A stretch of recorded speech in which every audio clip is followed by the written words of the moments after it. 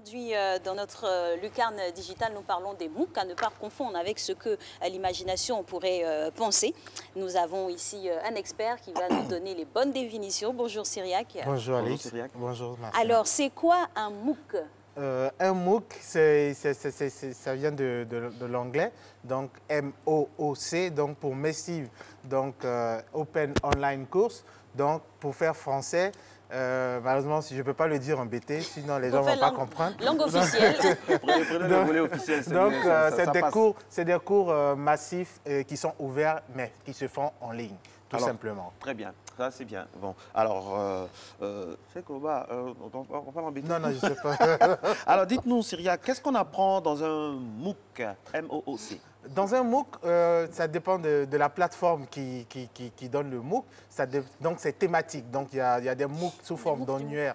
Donc, si vous avez Internet, cherchez MOOC francophone. Vous allez voir sur cette plateforme-là, il y a diverses thématiques qui sont données par rapport à ces MOOC-là. Donc, ça peut être dans la technologie, dans la cuisine, dans les langues, dans la religion, dans il y a tellement de sujets là-dedans. Et ça, en fonction de ce que vous voulez apprendre, que vous partez sur un MOOC et vous allez voir, on va vous demander de vous inscrire et de suivre le cours c'est bien défini en tout cas. Et toujours dans le prolongement de nos échanges depuis ce matin, là, le MOOC, il est libellé généralement en anglais. Est-ce qu'il faut impérativement maîtriser la langue de Shakespeare pour pouvoir aller sur les MOOC? Non, c'est pour ça que j'ai pris l'exemple des MOOC francophones. Sinon, la plus grande partie des MOOC les plus connus au monde sont malheureusement anglophones, donc tels que Coursera, et EDX et plein d'autres, Khan Academy, tout ça c'est en anglais. Mais il y a d'autres aussi qui sont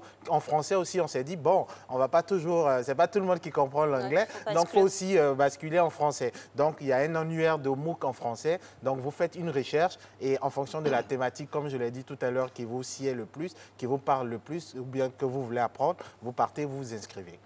Ça commence à m'intéresser, je commence à en être MOOC.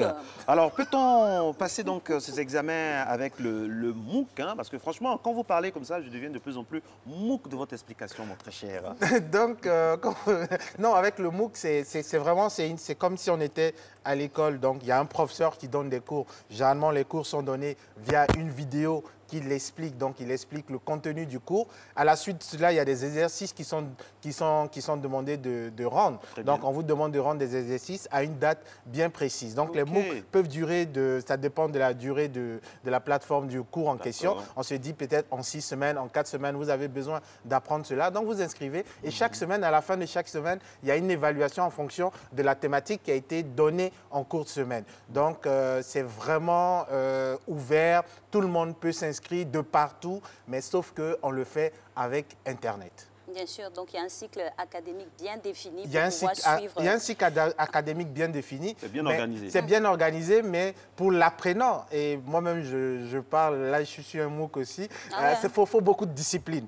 Parce que voilà, non, faut beaucoup de discipline parce que tu n'as pas comme à l'école le professeur qui est à côté de toi qui te demande est-ce que tu as rendu ton... Il n'y a pas de pression, il y a plus une responsabilité. Donc, ce qui fait que voilà, beaucoup de concentration. Donc, ce qui fait que beaucoup n'achèvent pas forcément le MOOC qui commence et tout ça. Donc, c'est beaucoup de discipline, beaucoup d'organisation. Et ce qui est intéressant, quand tu finis, généralement, tu as droit à un certificat. Et ça peut être un certificat d'école assez reconnu. Donc, aujourd'hui, tu as des universités comme l'université de Michigan, de Harvard, tout ça, qui font des cours en ligne ouverts dans lesquels tout le monde peut participer. Donc, je peux être en Côte d'Ivoire et avoir un diplôme d'une université française, d'une université américaine, d'une université chinoise, ainsi de suite, parce que j'aurais suivi leur cours.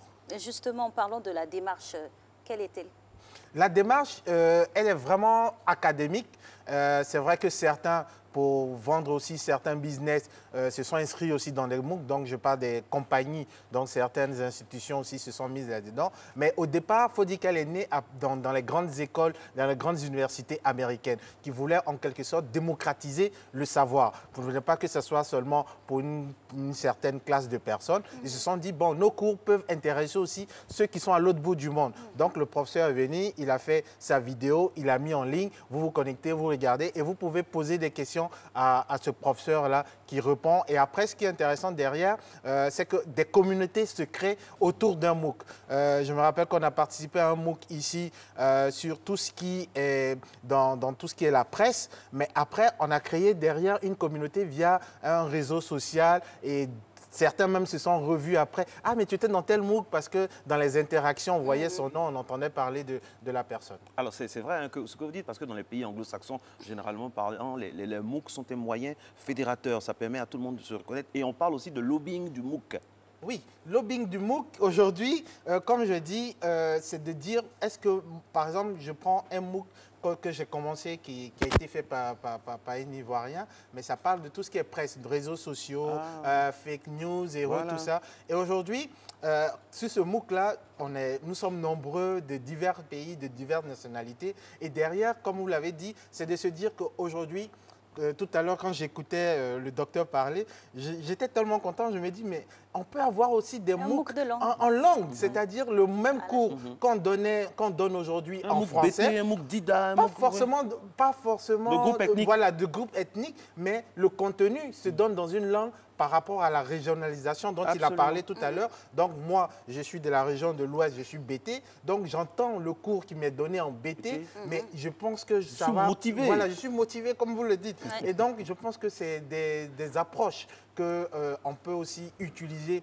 pour faire valoriser notre savoir, notre culture et pourquoi pas nos différentes langues maternelles pour rejoindre un peu le docteur qui a parlé tout à l'heure. Et justement, parlons d'apprentissage via le MOOC, ça apporte une solution pratique même à la formation. Oui. Parce que si on doit s'inscrire à coût de centaines de millions dans une école à l'extérieur, si on a cette solution du MOOC, je veux dire juste pour payer un forfait mensuel. Oui. Oui, ça répond à ce besoin-là. Mais c'est trop beau pour être vrai. Ah oui, c'est ça. Est-ce qu'il n'y a pas un piège quelque part? C'est où la NAC? On doit payer quelque chose à une université physique? Il n'y a pas d'arnaque. Dites-nous tout. Est-ce qu'il y a un piège dedans? Non, je prends mon exemple. Okay. C'est celui que je connais le mieux. Si je devais aller faire des cours à l'université de Michigan pour serait-ce que un mois de cours, je vais payer d'abord un billet d'avion. Oui. Je vais payer un hébergement. Je vais me déplacer pour aller à l'université.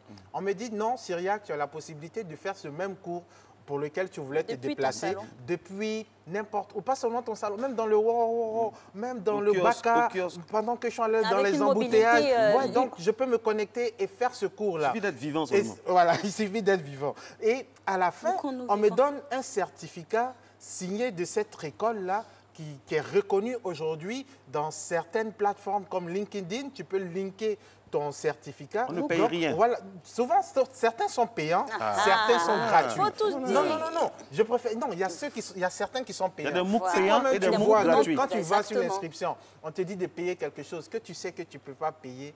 Tu vas, il y a d'autres gratuits. Fini gratuit là d'abord, maintenant tu vas aller sur payant.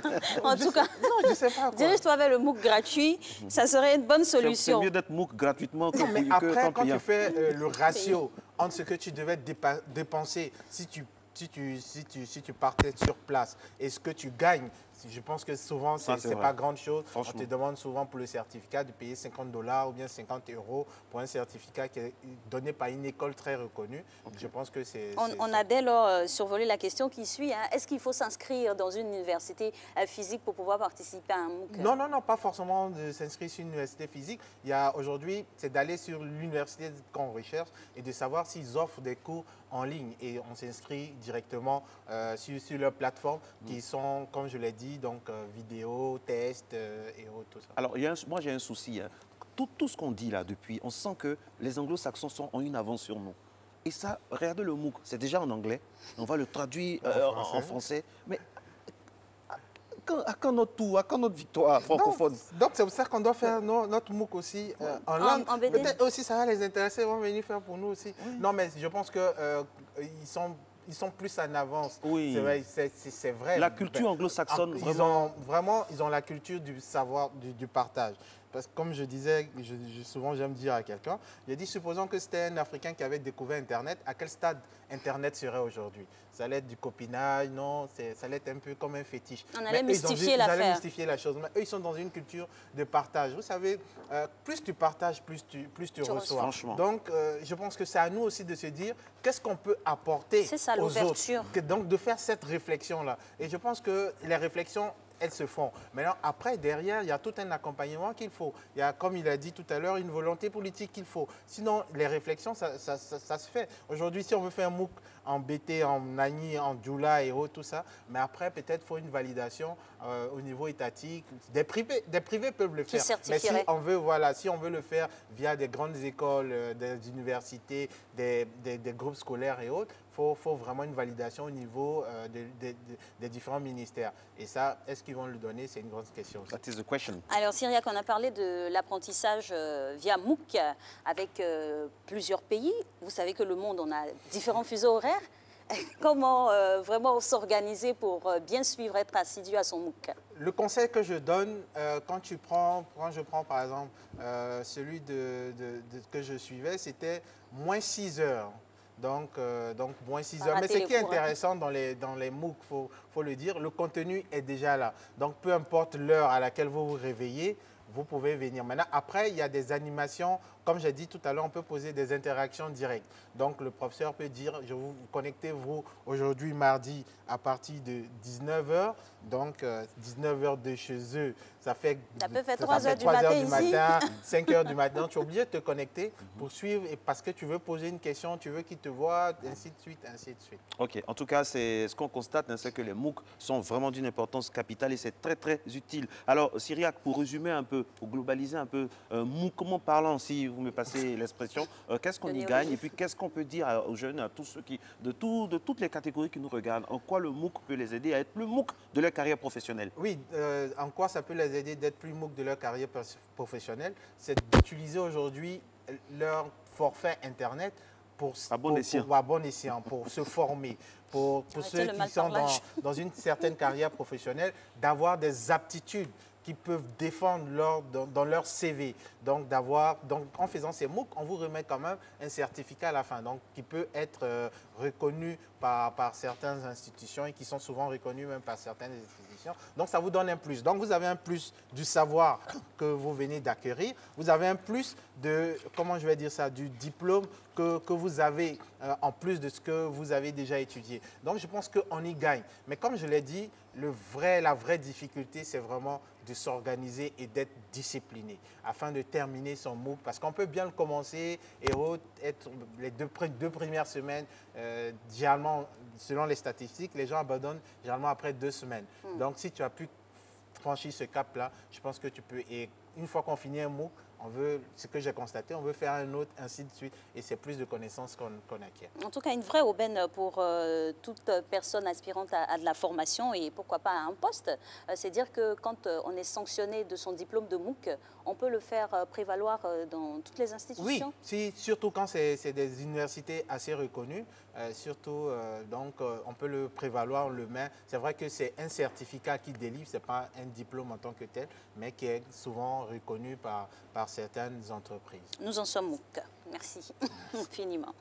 Alors voilà, c'était le sujet du jour digital. Merci à vous Cyriaque Boubou pour cet échange fructueux là.